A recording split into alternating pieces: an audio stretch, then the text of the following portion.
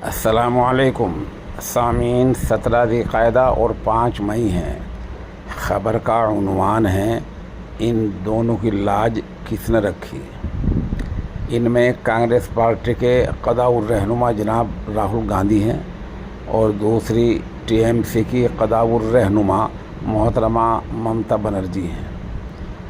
मोहतरमा ममता बनर्जी ने मग़रिब बंगाल में अपनी पार्टी से 47 मुस्लिम उम्मीदवार खड़े किए थे, जिनमें से 31 एमएलए बन गए हैं। इस तरह आसाम में राहुल गांधी के जो 19 एमएलए बने हैं, उनमें 18 मुस्लिम हैं और एक गैर मुस्लिम है। इस तरह हम कह सकते हैं कि मुस्लिम समाज ने राहुल गांधी और ममता बनर्जी दोनों की लाज रख ली है। अब देखना ये है कि ये आगे अपने अपने इलाक़ों में मुस्लिम समाज के लिए क्या करते हैं।